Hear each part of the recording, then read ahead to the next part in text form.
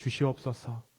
다시 한번 우리의 마음을 주님께 고정하고 우리의 상황을 주님께 고정합니다. 주여 우리를 붙잡아 주시고 이 예배의 시간 주의 은혜로 충만히 채워 주시옵소서. 감사합니다. 예수님의 이름으로 기도하였습니다. 아멘. 네, 오늘 말씀 함께 보겠습니다. 오늘 말씀은 사무엘하 15장 1절에서 6절의 말씀이에요.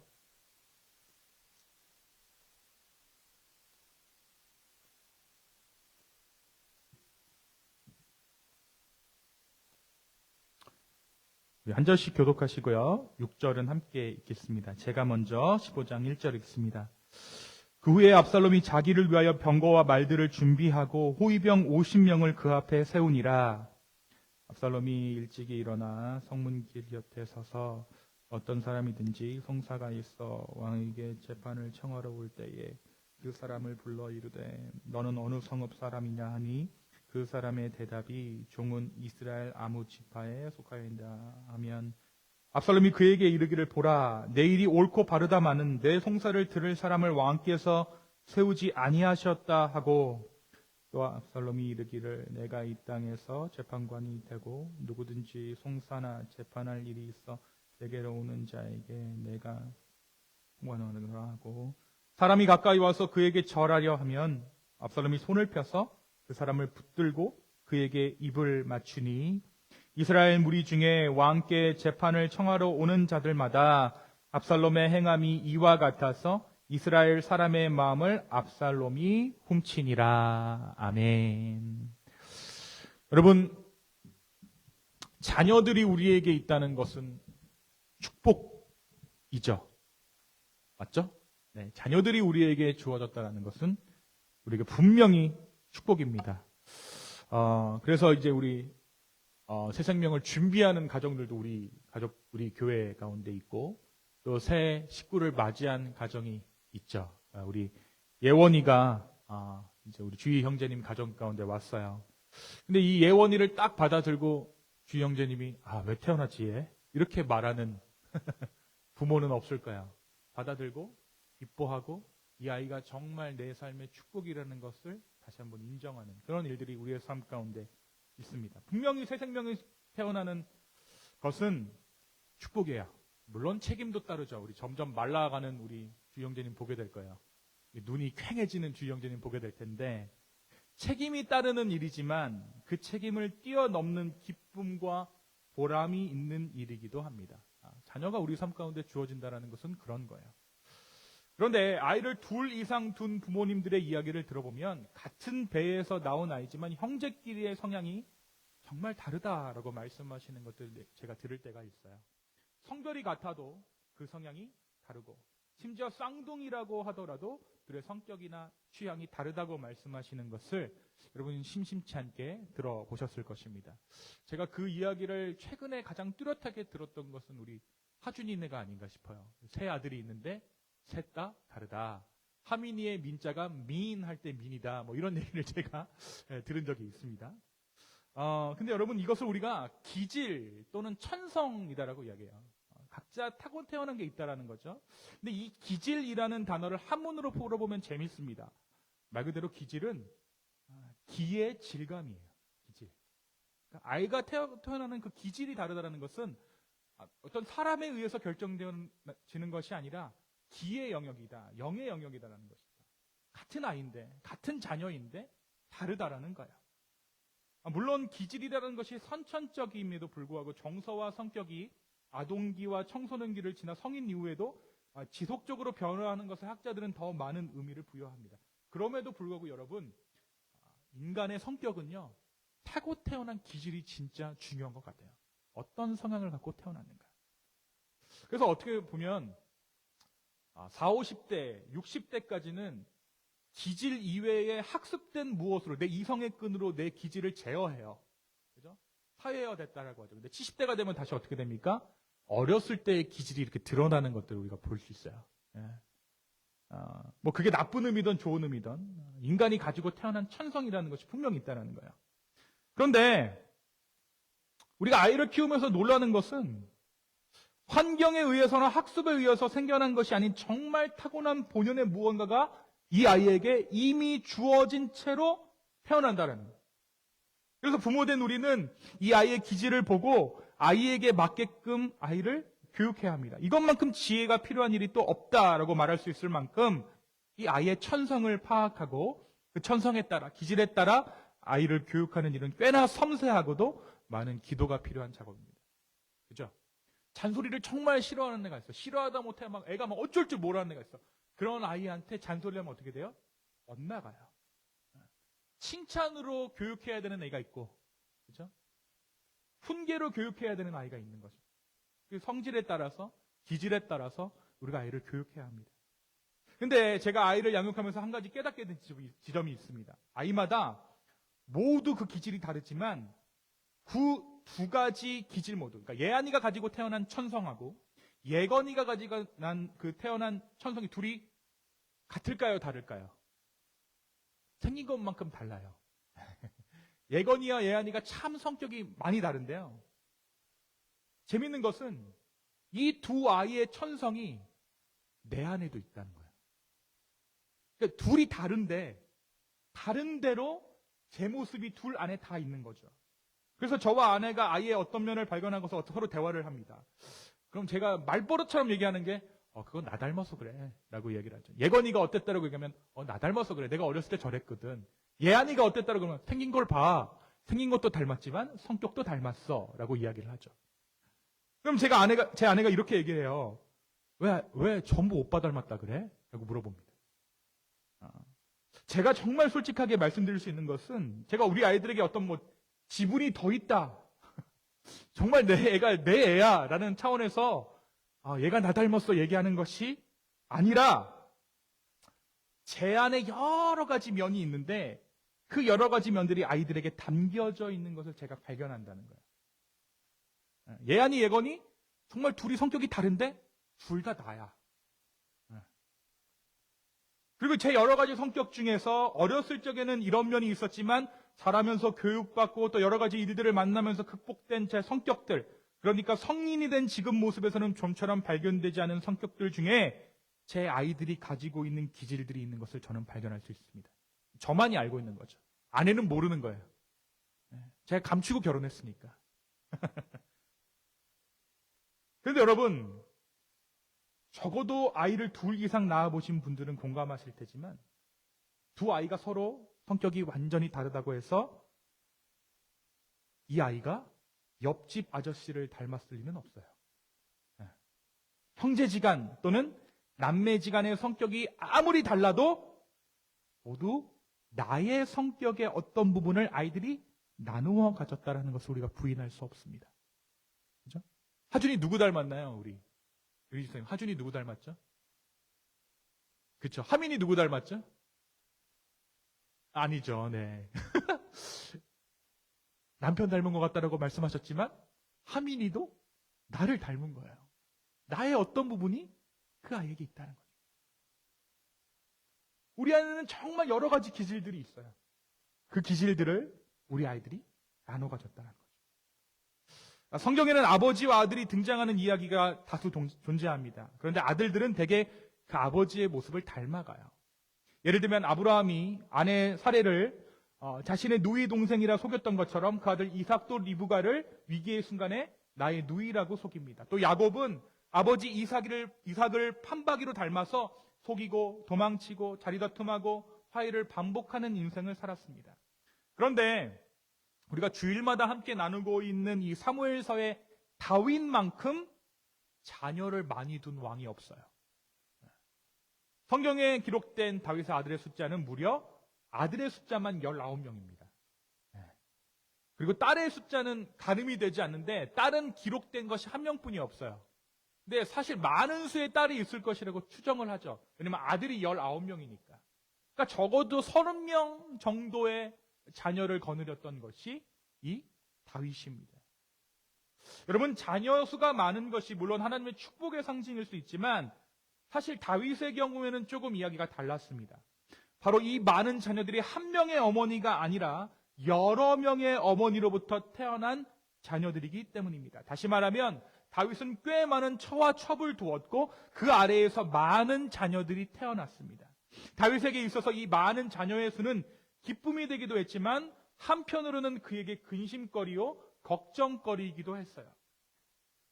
가장 먼저 후계 구도에서 누군가 나의 뒤를 이어야 하는데 아들들이 분명히 다툴 거란 말이죠. 파이팅 할 거예요. Fighting each other to become a king instead of David. 그 석세서의 어떤 구조를 놓고 다윗이 걱정할 수밖에 없었어요. 그리고 그 고민을 더욱더 확증시켰던 사건이 벌어지죠. 그 사건이 어떠한 것입니까? 바로 우리가 몇 주 전에 함께 나누었던 압살롬이 암논을 죽인 일입니다. 이 피의 복수는요, 다윗이 염려했던 그 일이 구체화되어서 눈앞에서 벌어진 비극이었어요. 올게 왔다라는 거죠. 그 일이 다윗에게 어떠한 감정을 갖게 했는지 여러분 한번 상상해 보자면 이렇습니다. 아내를 많이 두었던 것이, 그리고 그로 인해 자녀가 많은 것이 언젠가는 우리 가정 가운데 불행을 가져다 줄 것이다 라고 다윗이 내심 생각했을 거예요. 그런데 사람 마음이 어떤가요? 죄는 지었지만 그럼에도 불구하고 한편으로는 하나님의 도우심으로 하나님의 은혜로 모든 것이 좀 순탄하게 넘어갔으면 좋겠다라는 기제를 가졌던 다윗입니다. 그잖아요. 내가 결혼을 많이 했고 그로 인해 자녀가 많지만 반대로 생각하기에 그럼에도 불구하고 하나님의 은혜가 그걸 좀 덮어줬으면 좋겠다. 그런데 압살롬이 암논을 무참히 살해했다는 소식을 들었을 때 다윗은 옳게 왔구나라고 생각했을 것입니다. 옳게 왔구나. 근데 이때 하나님을 원망하지 않습니다. 다윗이 하나님을 원망하지 않아요. 왜 하나님 이 일을 나의 인생에서 피해갈 만한 길을 내시지 않으셨습니까? 라고 반문하지 않습니다.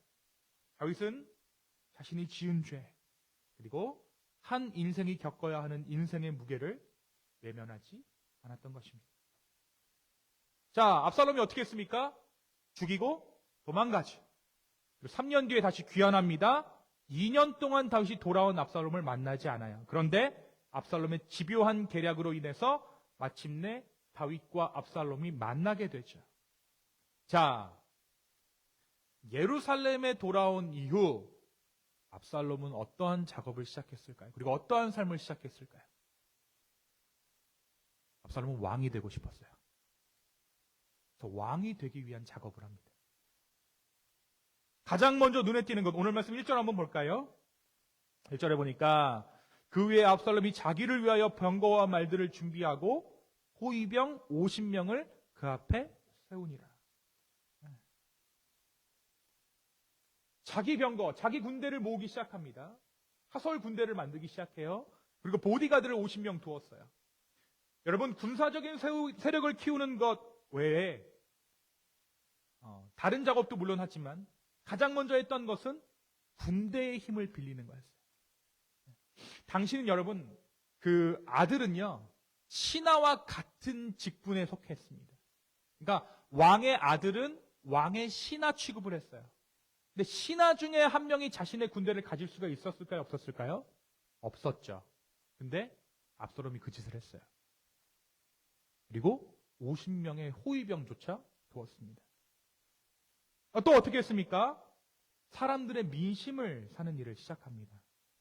여러분, 당시 왕은요, 사람들의 재판을 담당했어요. 그래서 왕이 직접 백성들의 시시비비를 가려주었습니다. 그러니까 출애굽 때 모세한테 계속 와서 어떤 거 얘기하냐면 재판해달라고 그 이스라엘 백성들이 이야기해요. 또 솔로몬이 왕이 되었다라는 소식을 말씀이 전한 이후에 가장 먼저 다루고 있는 에피소드가 솔로몬의 재판입니다. 그러니까 왕이 하는 일이에요, 재판은. 근데 이 백성들의 재판을 오늘 말씀에 보니까 누가 하기 시작했다라고 기록하고 있습니까? 압살롬이 하기 시작했어요. 왕이라는 거예요. 누가요? 내가. 억울한 일을 당해서 시시비비를 가려달라고 온 사람들, 평소에는 만날 수도 만날 일도 없었을 호감형의 왕자가 호의로 맞아주고 있는 상황을 한번 상상해 보십시오.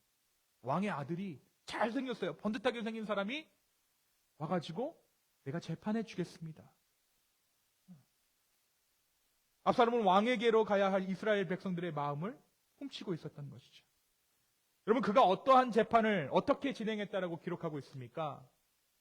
제일 먼저 압살롬이 재판하면서 하는 말은 네 일이 옳고 바르다. 맞이하는 순간 너가 맞아 라고 이야기해 주는 거예요. 여러분, 부부싸움해요. 나는 내 얘기만 하잖아요. 그럼 상대방이 뭐라고 무조건 얘기해야 돼요? 내 말을 듣는 사람은 네가 맞아. 근데 이제 가끔 친구 중에 핀트가 약간 안 맞는 친구들은 뭐라고 얘기해요? 근데 말은 상방 다 들어봐야지 라고 얘기하는 친구들도 있겠죠. 누가 진짜 친구일까요? 뭐 판단하기 어렵죠. 근데 내 마음에 드는 친구는 어때요? 네가 맞다라고 말해주는 친구잖아요. 압살롬이 그 역할을 했다는 거예요. 억울한 일로 왕에게 재판을 하기 위해 압살롬을 찾아온 사람들은 당연히 내가 맞다고 해주는데 호감을 가질 수밖에 없겠죠. 그리고 게다가 압살롬은 은근히 다윗을 깎아내립니다. 내 송사를 들을 사람을 왕께서 세우지 아니하셨다라고 기록하고 있죠. 3절에 보니까 내 일이 옳고 바르다마는 내 송사를 들을 사람을 왕께서 세우지 아니하셨다 하고, 이 말이 뭘까요? 이 말은 너 지금 그 문제 가지고 왕께 가지고 가도 그 문제 해결 안 돼라고 이야기합니다. 거기다가 한술 더 떠서 압살롬은 자기를 홍보합니다.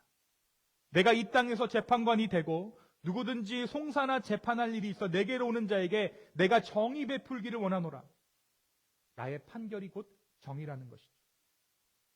압살롬은 왕이 되겠다라는 말을 재판단이 되겠다라는 말로 애둘러 표현하고 있는 것입니다. 여러분 생각해 보세요. 우리 교회가 여기 있는데, 기쁨의 교회가 여기 있잖아요.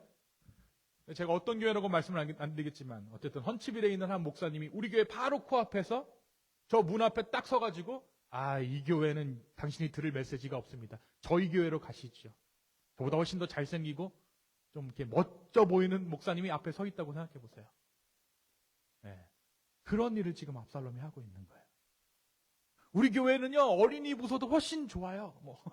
성가대도 있고 찬양팀도 있고 모든 것이 완비되어 있습니다. 저희 교회로 가시자고 자기네 교회 봉고차 문을 이렇게 싹 열어놓고 앞에 있는 거예요.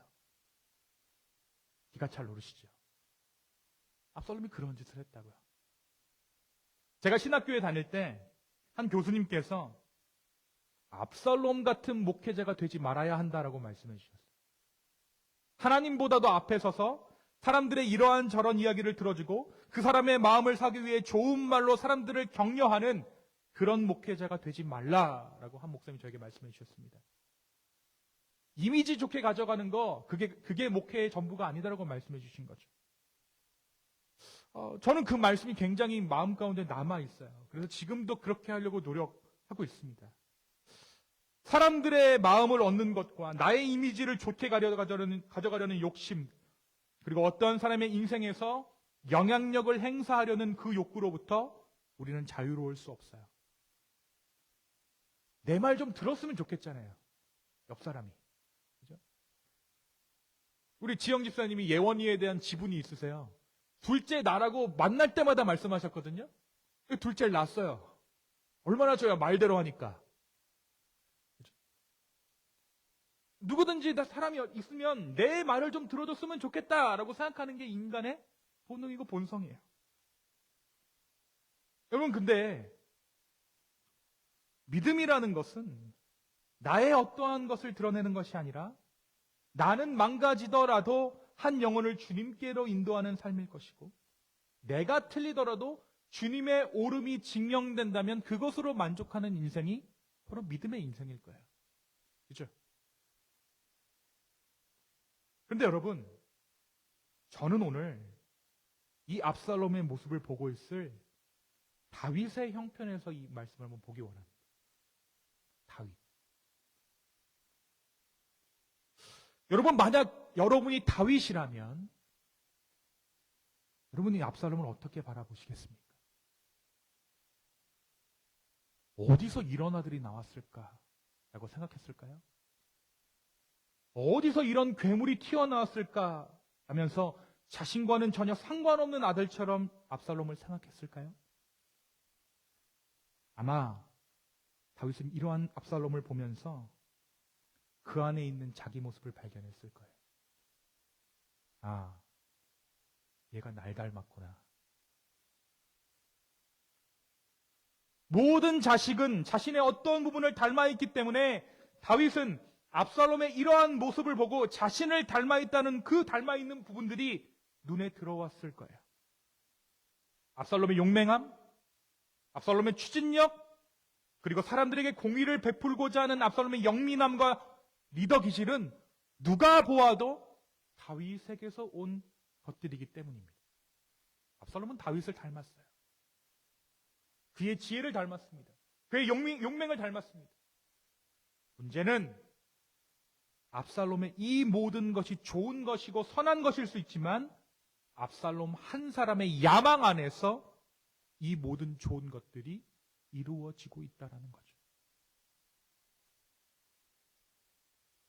다윗은 압살롬의 마음을 모를 리가 없었어요. 압살롬의 모든 면이 자신과 닮아 있었고 다윗 또한 겪었던 그 일을 압살롬이 똑같이 겪고 있었기 때문입니다. 제가 몇 주 전에 함께 설교했던 것처럼 평행이론을 걷고 있는 압살롬의 모습을 다윗이 보고 다윗이 압살롬을 이해할 수밖에 없었다는 거죠.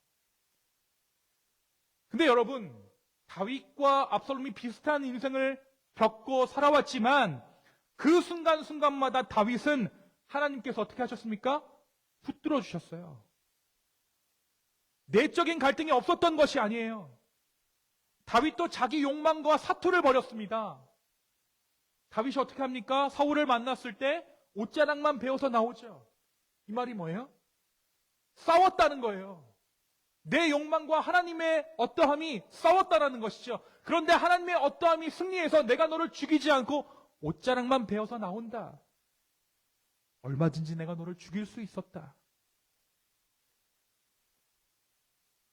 다윗이 그 내적인 갈등에서 하나님의 방법과 인간의 방법 사이에서 끊임없이 갈등하고 힘들어할 때마다 하나님은 다윗의 마음을 붙잡아 주셨어요. 하나님께서는 다윗이 사람의 방편이 아닌 하나님의 방편에 서도록 그의 마음을 지키셨습니다. 그래서 다윗은 압살롬을 볼 때에 안타까울 수밖에 없는 거예요. 왕이 되고자 하는 그 마음을 모를 리 없습니다. 그에게 그만한 능력이 있다는 것도 너무나도 잘 알고 있었어요. 다윗은 이 문제의 끝을 그런데 이렇게 예상할 수밖에 없었죠.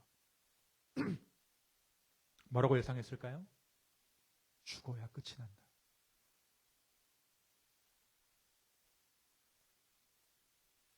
다윗은 아마도 이러한 압살롬을 보면서 죽어야 끝이 난다는 것을 직감적으로 알았을 것입니다. 누가 죽어야 할까요? 내가 죽던 압살롬이 죽던. 만약 하나님께서 세우신 리더십이 압살롬을 통해 발현된 것이라면 다윗이 죽는 거예요. 그렇죠? 반대로요. 사람의 그 무엇으로 시작된 리더십이라면 누가 죽습니까? 압살롬이 죽는 거예요. 믿음의 싸움인 거죠.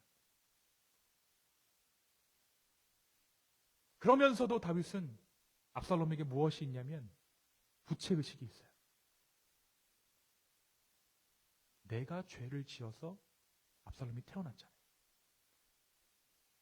내가 처와 첩을 많이 두어서 그 중에 하나가 압살롬이잖아요. 여러분, 우리 아이들의 자녀들의 잘못된 부분을 보았을 때 우리가 왜 마음이 아픕니까?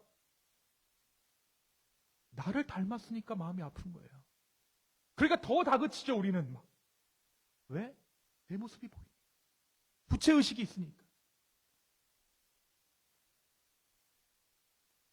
다윗은 이러한 압살롬의 행동이 내 죄다라는 생각에서 자유로울 수 없었을 것입니다. 그리고 그 죄의 시작이 어디였을까? 다윗은 끊임없이 자신의 인생을 반추했을 거예요. 어디서부터 잘못된 거지? 내가 어떻게 자녀를 키웠는데 이런 일이 벌어졌지? 자신과 꼭 닮아있는 아들. 그래서 압살롬이 하고 있는 모든 것을 이해하지만 한편으로는 내가 저 아들을 저렇게 만들었진 않았을까라는 자책하고 있는 아비의 마음. 그것이 바로 압살롬을 바라보는 다윗의 마음이었습니다.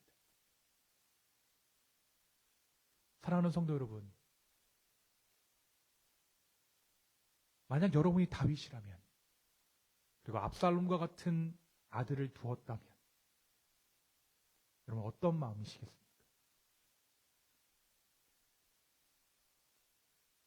우리의 삶에도 이런 순간은 찾아옵니다. 자식을 바라볼 때, 또 내 삶을 돌아보았을 때, 하나님의 은혜로 여기까지 왔지만 내 죄의 모습이 너무나도 극명하게 드러나는 순간을 우리는 한 번쯤 삶에서 맞닥뜨리게 된 거예요. 내 삶이 어느 한순간 은혜가 아닌 적이 없습니다라고 고백하지만 죄로 인한 내 삶의 한계가 극명하게 드러날 때 우리는 순간적으로 생각합니다. 과연 내 삶이 여기 있는 이유는 하나님의 인도하심일까? 아니면 자업자득일까? 제가 계속해서 여러분께 말씀드리잖아요. 여러분이 헌치별 기쁨의 교회 가운데 예배드리고 있는 지금 여러분의 이 자리는 하나님이 은혜로 이끌어주시는 은혜의 자리입니까? 아니면 여러분의 자업자득입니까? 성도 여러분, honestly, there is no correct answer. 솔직히 말씀드려서 여기에 답은 없어요. 하나님의 인도하심도 맞고 내 자업자득도 맞습니다. 문제는 그 다음이에요. 여기서 믿음의 싸움이 시작된다라는 거예요. 바로 그때 하나님의 인도하심이다라고, 하나님의 은혜입니다라고 선언하는 것은 내 마음대로 할 수 있는 고백이 아닙니다. 그러나 그 순간 나의 삶이 모두 하나님의 은혜였습니다. 그리고 내 삶도, 앞으로의 삶도 주님의 은혜가 내 삶을 이끄실 것입니다. 라는 그 고백을 우리는 무엇이라고 이야기합니까? 믿음이라고 말해요. 믿음은 바라는 것의 실상입니다. 믿음이란 아직 내 손에 쥐어지지 않는 것을 받은 것으로 여기는 것이 믿음입니다. 사탄이 이 틈을 노리는 거예요. 야, 너가 선악과 따먹었잖아. 너가 죄 졌잖아. 그래서 여러분, 사탄이 우리의 마음을 어떻게 조종하냐면 내 인생을 자업자득의 인생으로 해석하게 만드는 것이 사탄의 전략이에요. 내 엿보지 뭐.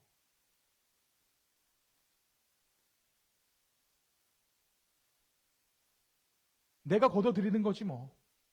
내가 뿌렸으니까. 모든 것이 나의 열매고 모든 것이 나의 선택의 대가라고 말하도록 하는 것이 사단의 전략이라. 너가 지금 거기서 그러고 있는 거 네가 자초한 거잖아. 네 선택이잖아.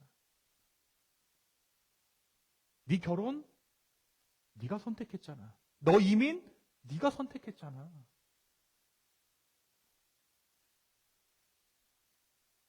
부부싸움 할 때도 그러잖아요, 우리.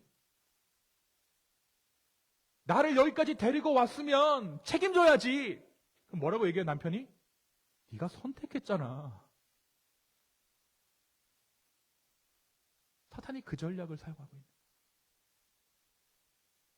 자업자득의 인생으로 인생을 해석하게 만드는 것. 그것이 사탄의 전략입니다. 우리가 욥기의 말씀으로 아침마다 나누고 있지만 욥의 세 친구들이 늘 얘기하는 게 뭐예요? 인과응보, 자업자득이잖아요. 그런데 여러분, 자업자득이 과연 하나님께서 우리를 인도하시는 방법일까요?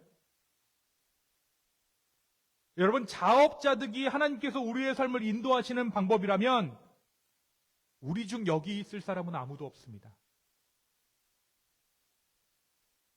하나님의 은혜가, 하나님의 열심이 끝끝내 우리를 이 자리로 불러내셨고 우리의 죄와 우리의 허물 가운데서도 다시 한번 우리로 하여금 예배의 자리를 지키게 하셨습니다. 지금 여러분 앉아 계신 그 예배의 자리가 여러분의 선택이 아니라 하나님의 은혜가, 하나님의 손길이 쉬지 않으셨기에 오늘 우리는 이 예배의 자리에 앉아 있다고요. 자업자득이 아니라 무엇이라고요? 하나님의 은혜라고요. 여러분, 욥의 세 친구들은요, 하나님을 이야기하면서 무엇을 얘기해요? 사탄의 전략을 말하고 있는 거예요. 욥, 생각해봐. Think about your life. Think about yourself. You are the sinner. You cropped your fruit. 아니요. 우리 인생은 그런 인생이 아니에요. 콩 심은 데 콩 나고 팥 심은 데 팥 나는 인생이 아니라는 겁니다. 우리는 죄를 심었지만 은혜를 구하는 것이 우리 인생이에요. 그래서 제가 복음을 전할 때 가장 좀 복음화가 안 되는 분들이 어떤 분이냐면 고든 분들 있죠. 내가 한 것 이외엔 안 가져가시려고 하는 분들. 고든 분들. 극단적으로 예를 들려면 우리가 판락으로 한번 모이는데 내가 만든 음식 외에는 손 안 대시는 분들. 난 요만큼 가져왔으니까 요만큼만 먹어야지. 그런 분들은 변화하기가 힘들더라고요. 두 번째는 압살롬처럼 자기애가 풍성하신 분들. 예수님 믿기가 어려워요. 여러분, 뻔뻔해지십시오. 그게 은혜예요. 옆 사람을 향해서 한번 얘기할까요? 당신 참 뻔뻔하시군요. 당신 더 뻔뻔해지십시오. 네? 제가 말하는데 왜 안 하시죠? 가장 뻔뻔한 사람이 누구예요, 이 자리에서? 저예요. 접니다. 목사까지 하고 있잖아요. 죄인인데.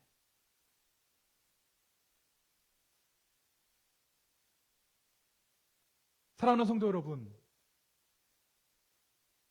여러분이 생각하시기에 여러분의 삶은 누가 인도하고 계십니까? 무엇이 우리의 삶을 이끌고 우리의 삶을 진행시키고 있습니까? 지나온 나의 삶을 보았을 때 그 걸음걸음은 지독하게도 나의 모습을 빼닮아 있을 것입니다. 제가 예전에 화장실에서 세수하고 딱 나오면 저희 어머니가 늘 하시던 말씀이 있었어요. 야, 저 자리는 누가 봐도 장준식이 왔다 간 자리다. 우리 인생이 그래요. 지나온 인생을 돌아보면 날 닮아 있어요. 내 인생은 나를 닮습니다. 내 모자란 부분, 내 연약한 부분까지도 쏙 빼닮아 있는 것이 내 인생입니다. 하지만 그 가운데 우리가 외쳐야 하는 것은 이 모든 것이 주님의 은혜입니다라는 고백일 것입니다. 그런 나를 붙잡으셔서 지금 이 순간에도 나를 신실하게 인도하고 계시는 그 주님의 은혜를 우리가 다시 한번 붙잡아야 한다는 거죠.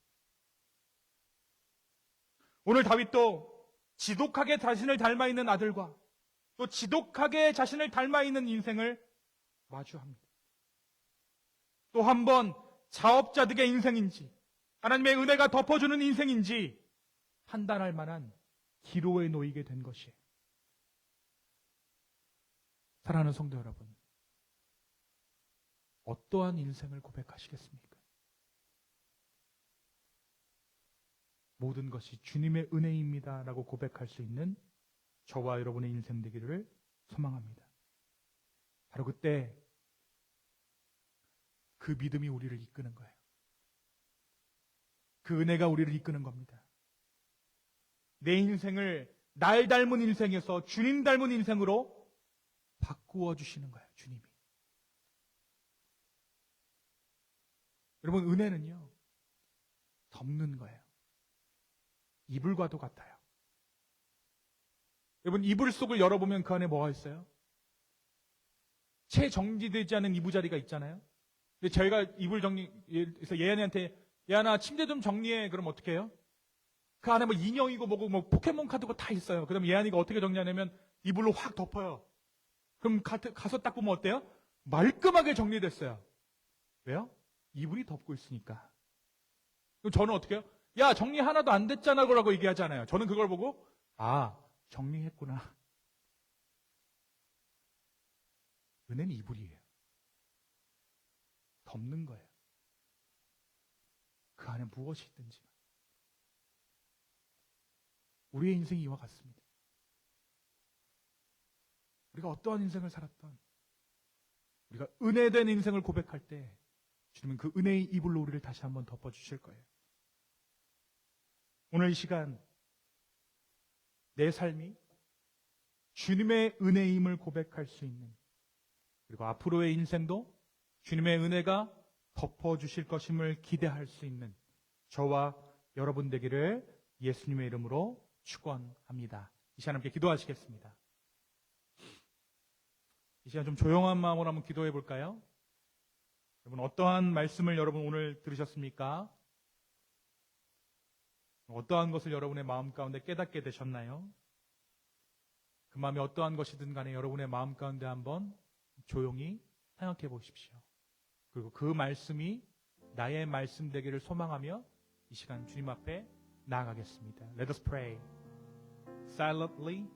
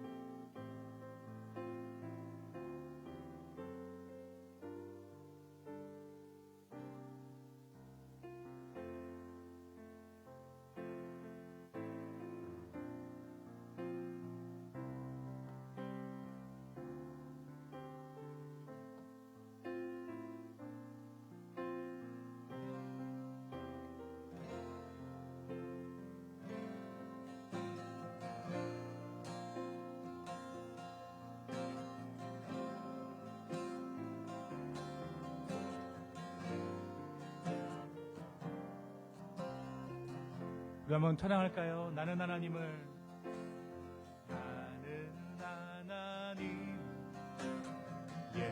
예배하는 예배자입니다.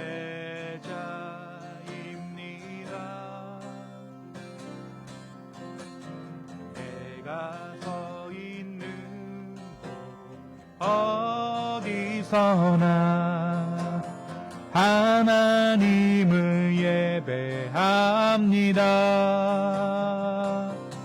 내 영혼 거룩한 은혜를 향하여 내 마음 완전한 하나님 향하여 이곳에서 바로 이 시간 하나님을 예배합니다. 내 영혼 거룩한 은혜를 향하여 내 영혼 거룩한 은혜를 향하여 내 마음 완전한 하나님 향하여 이곳에서 바로 이 시간 하나님을 예배합니다. 밤이나 낮이나 어제나 오늘도 영원히 주만 찬양해. 괴롭고 슬플 때 괴롭고 슬플 때 낭망하여 넘어져도 언제나 주만 찬양하겠네.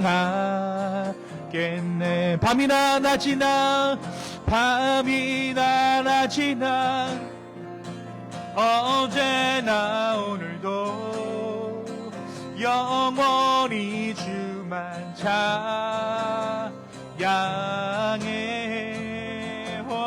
괴롭고 슬플 때 낭망하여 넘어져도 언제나 주만 찬양하겠네. 하나님 아버지 감사합니다. 우리의 인생이 은혜로 덮이는 인생 되게 하여 주시며 주님 감사합니다. 그래서 더 이상 우리가 정답을 맞추듯이 인생을 살아가는 것이 아니라 틀려도 모자라도 아버지 앞에 우리의 삶의 답안지를 내밀 수 있는 인생 되게 하시며 주님 감사합니다. 아버지, 오늘도 우리는 삶에서 틀린 답안지를 아버지 앞에 내놓았을지도 모르겠습니다. 그럼에도 불구하고 틀리다 라고 말씀하시는 것이 아니라 이 자리에 너가 있음에 기쁘다라고 말씀하신 그 주님의 은혜를 감사합니다. 아버지 하나님, 우리의 인생이 자업자득의 인생이 아니라 하나님의 은혜를 바라고 구하는 인생 되게 하여 주심에 주님 감사합니다. 지금 또한 우리 자녀들도 하나님 앞에서 이 은혜의 인생을 살아갈 수 있는 아이들 될 수 있도록 우리 자녀들의 삶을 붙잡아 주시옵소서. 하나님, 다시 한번 우리의 마음을 드립니다. 이 기쁨의 교회를 주님의 손에 올려드립니다. 주여, 우리를 붙잡아 주시옵소서. 이제는 우리 하나님의 사랑과 예수 그리스도의 은혜와 성령의 감화 감동 교통하심이 정답을 맞추는 인생이 아니라 주 앞에 온전히 은혜를 구하고자 하는 우리 기쁨의 교회 성도분들 머리 위에 이제부터 영원까지 함께 계실지어다. 아멘.